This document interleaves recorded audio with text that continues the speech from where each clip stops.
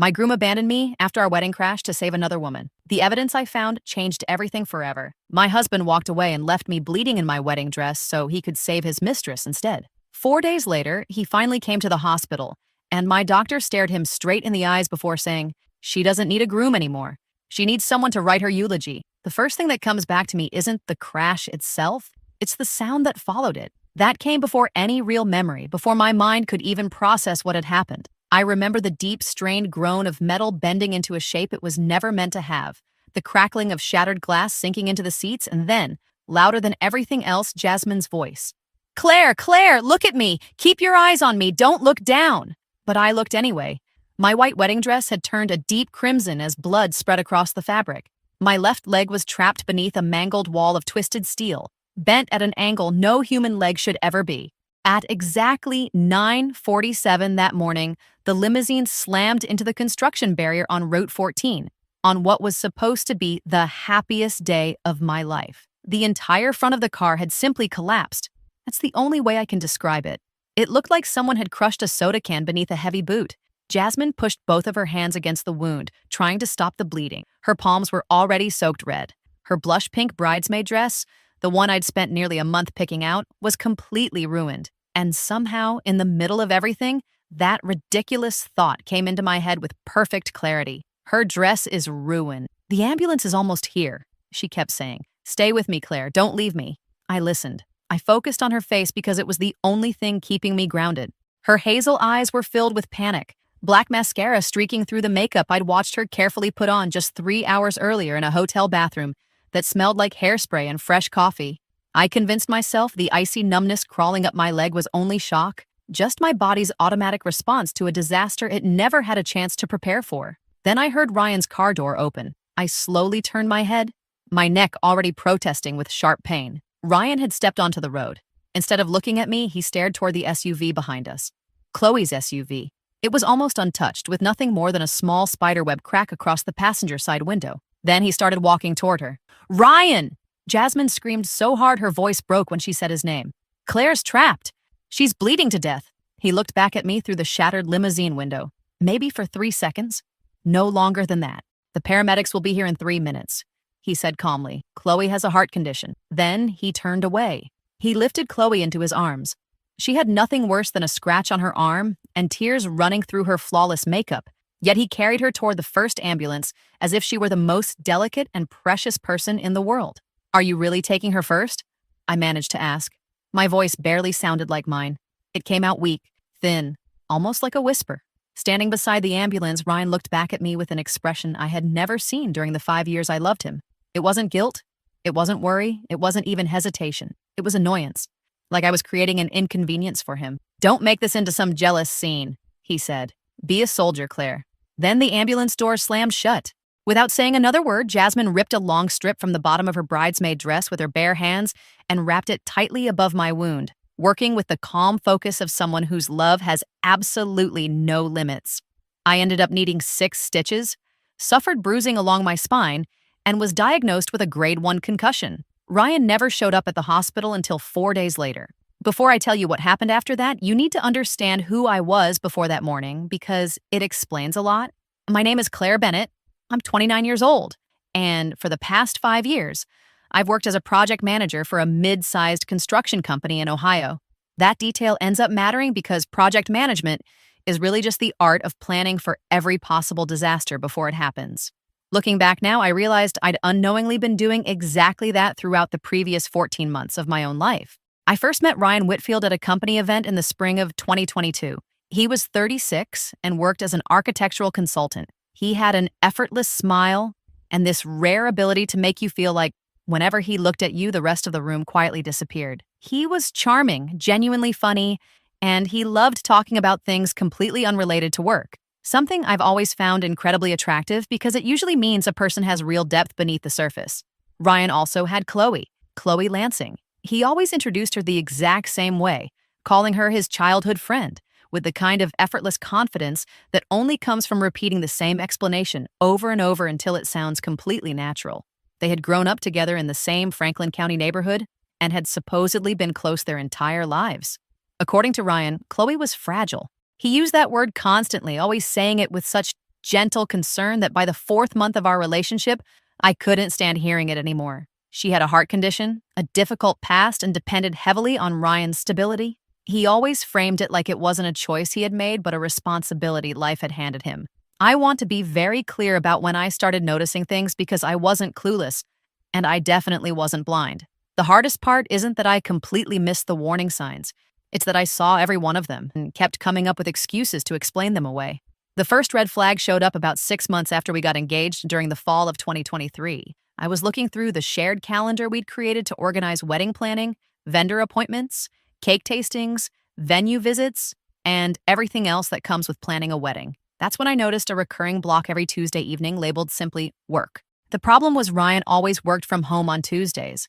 I knew his clients, I knew his schedule, and I knew he never had meetings that late. I didn't ask him about it. Instead, I convinced myself he'd probably taken on a new client. I also reminded myself that I trusted him. Both of those thoughts were technically true, but only one of them actually helped me ignore what was right in front of me. The second warning came in January of 2024, about 4 months before our wedding. I was paying our bills, something I'd completely taken over because Ryan's ability to keep track of paperwork and finances could generously be described as non-existent. While reviewing everything, I noticed the automatic transfer to his mother, Eleanor, had gone through again for $700, just like it did every month. I'd started sending that money 10 months earlier after Ryan told me his mother needed help covering medical expenses following her hip replacement. As far as I could tell, there wasn't any insurance issue that explained the ongoing payments, but Ryan insisted she needed the support. I loved him, and helping the people he cared about felt like another way of loving him. Then I did the math. 14 monthly payments of $700 added up to $9,800. A little later, I opened our shared phone bill. One unfamiliar number immediately caught my attention. It had appeared 11 times during December alone, including several calls that happened well after midnight. I searched the number through a reverse lookup service. It belonged to someone with the last name Lansing. I stared at the screen for a long moment before quietly closing my laptop. That night, I climbed into bed beside Ryan, lay there in the darkness, listening to him breathe, and forced myself to come up with reasonable explanations. I picked the one that hurt the least, accepted it without another question, rolled over, and went to sleep. That's the part no one ever tells you about betrayal. It isn't that you overlook the warning signs. You notice every single one. You just love the person enough to keep believing your own excuses instead of the evidence sitting right in front of you. You keep trying to make love balance the scales until eventually the truth becomes too loud to ignore. For me, that moment came on a Tuesday morning in April. Before I go any further, though, I need to tell you about Jasmine because without her, I honestly don't think I would have survived. And I don't just mean surviving the crash. I mean everything that happened afterward. Jasmine Torres has been my best friend ever since 8th grade. She's only 5'3", incredibly capable, and she's the kind of person who doesn't panic when everything falls apart. She looks straight at the disaster, says, "Okay," and immediately starts figuring out exactly what needs to happen next. She works as an emergency room nurse at St. Vincent Medical Center, which explains how she knew how to make a tourniquet out of her bridesmaid dress with nothing but her own hands.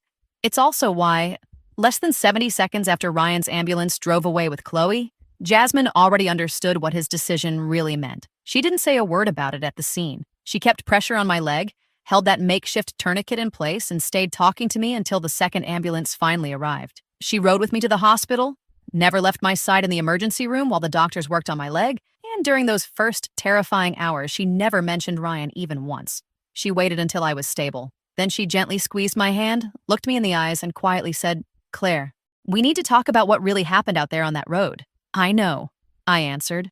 Jasmine looked at me and quietly asked, "Do you want to wait?" I stared at my bandaged leg, then followed the IV line with my eyes until they landed on the beige hospital ceiling, the same dull institutional color every hospital somehow seems to have. I took a slow breath. "No," I said. "Start making the calls." And that's exactly what Jasmine did. Her first call was to Detective Daniel Foster with the Franklin County Sheriff's Department. He'd been assigned to investigate the crash as part of the standard accident report. Foster was 49 years old and had spent 18 years on the force. He carried himself with the calm patience of someone who'd heard every excuse imaginable and never made up his mind until the paperwork backed up the story. He came to see me on my third day in the hospital, one day before Ryan finally decided to show up. Sitting beside my bed with a small notebook in his hand, he spoke carefully, making sure not to influence my answers as he asked me to walk him through everything that happened that morning. So I started from the beginning. I explained how our route had suddenly changed. I told him about our limousine driver, Marco Delgado, a commercial driver with 17 years of experience and a spotless safety record. Marco had warned everyone that taking Route 14 through the construction zone was a bad idea and recommended avoiding it altogether. Ryan ignored him and insisted we go that way anyway. Detective Foster wrote something down, then paused and looked back up at me. He asked me to repeat exactly what I'd said about Ryan overriding Marco's recommendation. I repeated every word. After another note, he carefully asked if I knew why Ryan had been so determined to take that detour. Oh, he said Chloe forgot her medication at a florist on Route 14, I replied. Foster glanced down at his notebook again before asking, "Do you happen to know the name of the florist?" I shook my head. I didn't know it, but Marco Delgado certainly did. Ryan finally came to the hospital on the evening of the fourth day. He walked into my room wearing a neatly pressed shirt, looking exhausted in that strangely deliberate way people do when they want everyone to notice how hard things have supposedly been for them. The moment he saw me lying there with my leg wrapped in thick bandages, an IV in my arm, and bruises still dark across my left temple where my head had slammed into the window, he stopped in his tracks. Then he said, "You actually look better than I expected." That's exactly why Jasmine mattered so much. She was sitting quietly in the chair across the room, and the look she gave him was so cold and perfectly still that Ryan actually lost his composure for a second. "Chloe's still hooked up to an IV, he quickly explained. "Besides, you had Jasmine." I knew you were in good hands. I picked up my phone and looked at the text he'd sent me 3 days earlier. "Don't make a massive fuss. Get some rest." As I stared at those words, everything started lining up in my head. The $700 monthly transfers, the 11 late-night phone calls, the unnecessary detour down Route 14, Jasmine kneeling in the road trying to save my life while Ryan disappeared with Chloe in the first ambulance. "Okay," I finally said. Ryan blinked, obviously caught off guard. He'd expected an argument. "Okay," I repeated. "Sit down, Ryan." He slowly took the chair beside my bed. After that, I didn't confront him about anything important. Instead, I made small talk. I asked him how the weather had been outside. I asked whether he'd found decent parking at the hospital. I stayed calm, polite, and just medicated enough to seem harmless. As the conversation went on, I watched him relax little by little, and I paid close attention to the relief spreading across his face. It wasn't the relief of a man grateful that his fiancée had survived. It was the relief of someone realizing she's not going to make this difficult.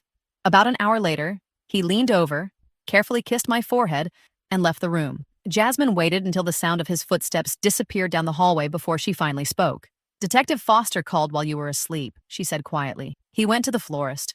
My stomach tightened immediately. "Nobody matching Chloe's description ever came into the shop that morning," Jasmine continued. "They don't have any record of medication being left there either." She paused for a second before adding, "And Foster recovered the limo's dashcam footage." I felt something heavy settle in my chest. "There's more," she said. "Detective Foster returned on my 6th day in the hospital carrying a folder packed with documents. Inside was a printed timeline from the dashcam footage, copies of Marco Delgado's WhatsApp conversations, and the moment he laid the final pages on my bedside table, the entire room seemed to fall silent. They were transcripts of text messages between Ryan and Chloe, recovered from Marco's phone after Detective Foster secured a warrant based on what the florist had told investigators. At 9:03 that morning, just 44 minutes before the crash, Ryan had sent Marco a text that read, "Take Route 14. Something was left for her at the florist near the construction zone." Marco answered almost immediately. "That route is flagged. Active construction, single lane, not safe for a limo convoy." Ryan didn't hesitate. "It's fine. She needs it before the ceremony." Detective Foster had already followed up on that story. On the 5th day after the accident, he visited the florist Ryan had mentioned, a small, independently owned shop on Route 14 called Willow and Stem. The owner, Linda Sawyer, had been running the business for 9 years, and her statement completely destroyed Ryan's explanation. She confirmed no one had called about a forgotten item. No medication had ever been left there, and Chloe Lansing had never even been one of her customers. Sitting in my hospital bed, I read the transcript twice while Detective Foster quietly watched from the chair across the room. What sticks with me the most isn't what I read. It's how unbelievably steady my hands were. They never shook once. "She planned this?" I finally said. Foster chose his words carefully. "Based on the evidence we have, we can't legally establish intent." He paused before continuing. "What we can prove is that the reason given for taking the detour was false, and that Mr. Whitfield ordered the driver to use that route despite Marco's direct warning that it wasn't safe." I looked down at the papers. She created a fake emergency just to find out whether he'd choose her over me. Foster's expression softened slightly. There's another piece of evidence from the dash cam we're still reviewing, he said. I'll contact you within the next 36 hours. Then he closed his notebook and left. As soon as he walked out, I called my attorney. Her name was Susan Whitmore. She'd spent 24 years practicing family and civil litigation in Lakeview and had represented my family since long before my father passed away. Susan had a rare gift. She could acknowledge exactly how serious your situation was without ever making it feel hopeless. From my hospital bed on the evening of day 6, I told her everything in perfect chronological order, including every date I could remember. When I finished, she stayed quiet for a moment before speaking. As soon as you get copies of Detective Foster's documents, send them to me, she said. Then I want every bank record from the last 3 years. Everything. Every transaction involving the condo, every renovation expense, every payment connected to Eleanor, and every financial record involving Ryan. The following morning, I sent her everything I had, every transfer, every receipt, the $92,000 down payment I'd personally made on the condo we lived in, the $27,000 I'd spent renovating it, the $12,600 I'd transferred to Eleanor over time. At exactly 3:40 that afternoon, Susan called me back. I need to ask you something, she said. How much did Ryan personally contribute toward your shared assets? I'm not sure, I admitted. So I went back through every record. A little while later, I had my answer. Susan didn't hesitate. According to the financial documents you provided, she said in the same emotionless tone a doctor might use while reading test results, his contribution was 0. Hearing that single word felt like another verdict being handed down. 0? I repeated, barely believing it. I'm moving forward with a personal injury lawsuit, Susan replied, along with a restitution claim. And one more thing. I'd like to attend whatever public conversation you eventually decide to have with Ryan. I have a feeling that's coming. I let out a slow breath. His mother, Eleanor, is organizing a reconciliation dinner. There was a brief silence before Susan answered. Then I'll be there. I was discharged from the hospital on the 10th day. My leg was secured inside a brace, and that morning my physical therapist had fitted me with a black aluminum cane, handling it with the quiet professionalism of someone who refused to make me feel weaker than I already did. I still had 6 stitches. My spine was badly bruised, and the doctors expected at least 5 weeks of careful recovery before I could move normally again. I also had a follow-up appointment scheduled with my neurologist, Dr. Nadia Osei, who had been monitoring my concussion ever since I was admitted. On the morning I was discharged, she looked at me with the blunt honesty that only an experienced doctor can get away with, and asked, Claire, do you actually have a stable place to go back to? I thought about our condo. Ryan still had his key, and as far as I knew, he hadn't even bothered giving it back. Jasmine had already learned through a mutual friend that Chloe had been staying there for 2 of the 4 days I was lying in the hospital. I'm working on it, I told Dr. Osei. She studied me for a long moment. She had the kind of eyes that belonged to someone who had spent years delivering heartbreaking news and knew exactly how long to hold someone's gaze before speaking. Your body has gone through severe trauma, she said. The choices you make over the next few weeks are going to affect your recovery in ways that matter. You don't need unnecessary stress. Then she leaned forward slightly. Whatever is waiting for you when you leave here, either deal with it completely or don't deal with it at all. There isn't a halfway point that doesn't end up costing you. I quietly nodded. Then she added something I've thought about countless times since. Her voice dropped just enough to make it clear she wasn't speaking only as my doctor anymore. Your fiancé has called this hospital 3 different times, asking when you'd be discharged. She paused for a moment before finishing. Not once did he ask how you were doing. Instead of returning to the condo, I moved into Jasmine's apartment. Meanwhile, Eleanor announced what she called a reconciliation dinner. She took the venue we'd already paid a deposit on, along with the $18,000 I'd spent for the event. Because looking back, I'd been paying for practically every piece of our future, while Ryan simply lived inside it like someone renting space, and transformed it into something else entirely. Around 60 relatives were invited. The original floral arrangement stayed exactly as I'd planned them. Our engagement photos still covered the walls. The white roses I'd spent 3 weeks choosing with a florist whose name I could still remember without thinking were everywhere. Then she sent Ryan to come get me. He called on a Wednesday evening, 10 days after I'd been released from the hospital. I was sitting at Jasmine's kitchen table with a cup of tea beside me, and Susan's legal file spread open in front of me when my phone rang. I answered on the second ring because I wanted to hear exactly how he intended to sell this idea. He chose his words carefully. According to Ryan, it was simply an opportunity for us to talk, let the family support both of us, and resolve everything privately before things got out of control. Where did Chloe sleep while I was in the hospital? I asked. Silence filled the line. Which nights exactly? Soph, he started before catching himself. He'd called me the wrong name. Claire, that's not... I'll be at the dinner, I interrupted. I heard him let out a slow breath. It was the exact same sound of relief I'd noticed in my hospital room. Not relief because I was alive. Relief because he believed I wasn't going to make things difficult. Good, he replied. Wear something understated. Mom wants the evening to stay peaceful. I showed up wearing bright red. I want to be very specific about that night because every detail mattered. I arrived at exactly 7:30 p.m. I was wearing a red dress and leaning on my black cane. Susan walked beside me on my right in a charcoal blazer with a leather portfolio tucked under her arm. Jasmine stayed on my left carrying a laptop bag and wearing the focused expression of someone who'd been waiting 10 straight days for the right moment to finally act. Eleanor intercepted us before we even made it fully through the door. She grabbed my arm just above the elbow with the kind of grip people use when they're trying to control you without making it obvious. Leaning close enough for only me to hear, she whispered through clenched teeth, "Behave yourself. Don't embarrass us by saying something stupid in front of the family." I slowly looked down at her hand, gripping my arm before raising my eyes to meet hers. "I didn't come here to keep the peace, Eleanor," I said. "I came to salt the earth." In the space of about 2 seconds, I watched 3 different emotions flash across her face. Then she quietly let go of my arm. The banquet hall was packed. Around 60 people filled the room.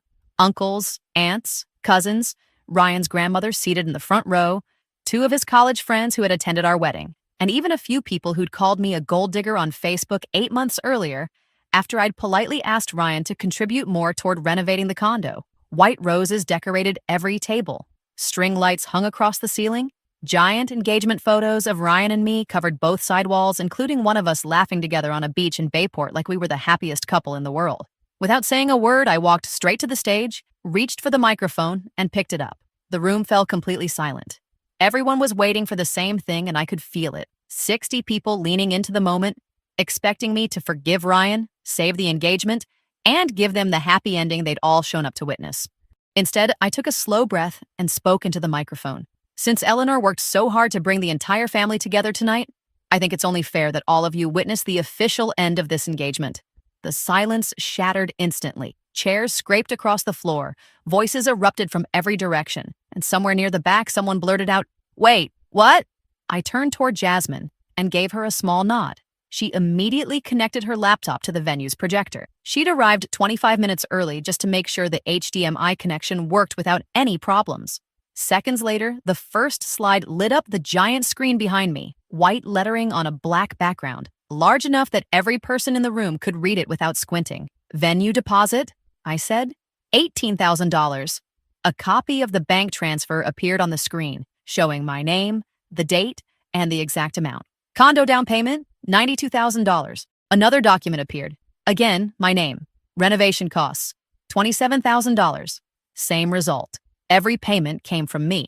I paused for a moment, forcing myself to breathe before continuing. Ryan's total documented financial contribution toward everything we built together. I let the silence hang for a second. 0. Out of the corner of my eye, I noticed the aunt sitting in the 3rd row. The same one who'd written on Facebook months earlier that I was obviously only dating Ryan because of his family's connections. The color drained from her face so fast it looked like someone had switched off the lights inside her. She had just watched the entire story she'd convinced herself was true completely fall apart. The next slide appeared. "Monthly transfers to Eleanor over the last 18 months, I said. $12,600. My bank records filled the screen, showing every transfer from my account into hers. I looked directly at Eleanor. "Directly. Last Christmas, you stood in front of your own mother and called me a gold digger while I was paying your medical bills. Those were gifts," Eleanor snapped, her voice climbing as she desperately searched for authority that was no longer there. "No," I answered calmly. It was extortion. Before she could respond, Ryan's cousin Ethan stood up from the back of the room. He'd always treated me kindly, loud enough for everyone to hear, he said. "She called you a gold digger while you were basically buying her a house." Ryan suddenly rushed over from the side of the room and grabbed my arm. His voice dropped into a harsh whisper. "Stop this. You're humiliating all of us." I looked down at the hand gripping my arm before raising my eyes to meet his. "You humiliated me on the side of a highway while I was bleeding to death," I replied. Then I nodded at Jasmine again. The next slide appeared. It showed the Route 14 map, the construction zone, and the exact location where the limousine crashed into the barrier. Another click, then another. Suddenly the text messages between Ryan and Marco filled the massive screen behind me.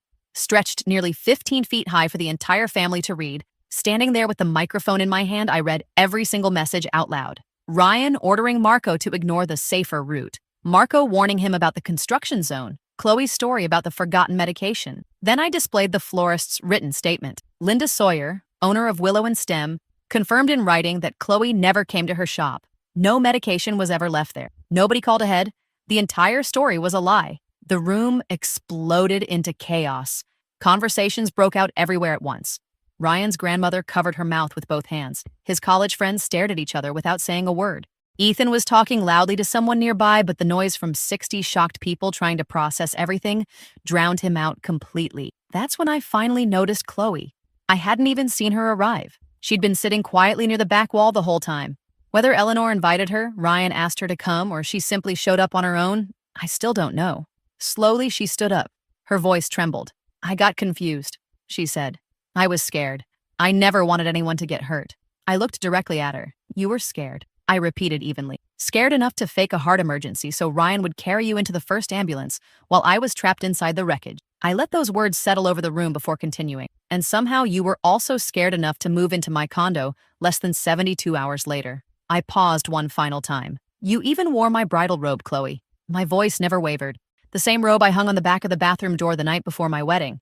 That one detail hit the room harder than any financial record ever could. People can argue over numbers, question bank statements, or make excuses for money. But my bridal robe? That was the kind of evidence nobody could explain away. Chloe instinctively grabbed at her chest almost without thinking. It was pure habit, an automatic reaction. Every person in the room immediately looked at Ryan. I watched his body react before his mind caught up. He flinched and started turning toward Chloe, barely an inch of movement, the first instinct of someone conditioned over 15 years to rush to her whenever she needed him. Then he froze. His eyes shifted to the enormous screen where his own text messages were displayed in bright white letters, impossible to misunderstand or explain away. For the first time, he didn't move toward her. Susan calmly stepped forward from the side of the room, carrying her leather portfolio. She didn't make a speech or try to create a dramatic moment. She simply placed the legal documents on the nearest table with the quiet confidence of someone setting down papers exactly where they belonged. The first document was the eviction notice. Since the condo had been purchased entirely in my name and Ryan had never been added to the title, he was legally required to vacate the property within 21 days. The second was the civil restitution claim, detailing every shared expense I'd paid myself without any documented financial contribution from him. The final document was a personal injury lawsuit against Ryan Whitfield, alleging negligence for forcing the limousine onto a dangerous route despite the driver's explicit safety warning, a decision that directly resulted in my documented injuries. Once everything was laid out, I stepped down from the stage. I never looked back. I've replayed that moment in my head more times than I can count, wondering whether I should have turned around just once. But I still believe I made the right decision, not because I wanted to appear strong or dignified. The truth was much simpler than that. There was absolutely nothing behind me worth seeing anymore. Ryan caught up with me outside in the parking lot. He was breathing hard, like he'd run the entire way out of the building after finally realizing his usual charm wasn't going to fix this one. "Claire," he called before reaching me. "Please, just wait." I stopped walking and turned around. After 5 years together, I owed him one final conversation face to face. "I made mistakes," he said immediately. "I know I did. I know I was wrong. But you have to understand Chloe. She's not well. She does things like this, and I can't always—" "She staged a crisis to test your loyalty," I interrupted. "And it worked." He opened his mouth, but I didn't let him speak. "She tested you," I continued, "and you passed with flying colors. That's what you still don't understand. The moment she created an emergency, you chose her. You ran straight to her while I was trapped inside a wrecked limousine, bleeding on the side of the highway. And the truth is, you've probably been running to her for a lot longer than I ever realized." I looked at him for another second before shaking my head. "The saddest part of all is that you honestly believe buying a better engagement ring or saying the right words could somehow fix this." That's when I noticed his hand halfway inside his jacket pocket. He'd been reaching for something. Maybe the ring.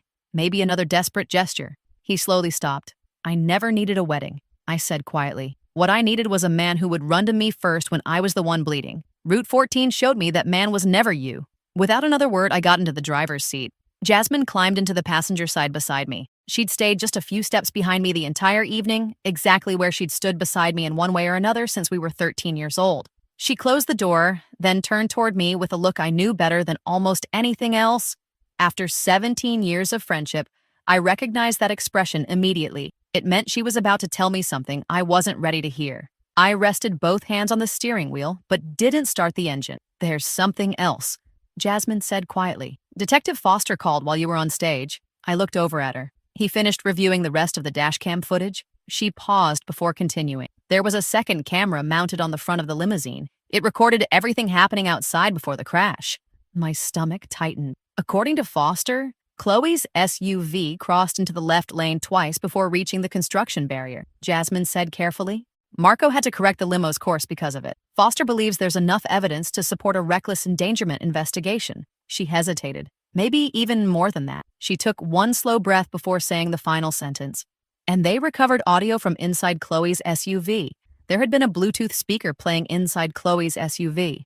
Jasmine paused for a second before continuing. Detective Foster says the recording also captured a phone call. My heart sank. Who was she talking to? I asked. Jasmine looked at me with those same hazel eyes that had kept me alive on the side of Route 14, while my white wedding dress slowly turned red with blood. Eleanor, she answered quietly. 5 weeks after the reconciliation dinner, the Franklin County District Attorney's Office officially opened a reckless endangerment investigation using the evidence Detective Foster had gathered. His case file included footage from both limousine dashcams, the audio recording recovered from Chloe's Bluetooth speaker, transcripts of the text messages, and Linda Sawyer's sworn statement confirming that Willow and Stem had never received any forgotten medication or phone call from Chloe. The phone conversation between Chloe and Eleanor had started at exactly 9:32 that morning, only 15 minutes before the crash, and lasted a little over 9 minutes. Detective Foster had listened to the recording himself, but while the investigation remained active, he refused to share the contents with me. I respected that decision. Years of working as a project manager, along with everything my father had taught me growing up, had shown me that sometimes the smartest thing you can do is let the process unfold while documenting every step and waiting patiently. Eventually, enough information became part of the public record. Chloe Lansing was formally charged with 1 count of reckless endangerment and another count for making a false statement related to the fabricated florist story.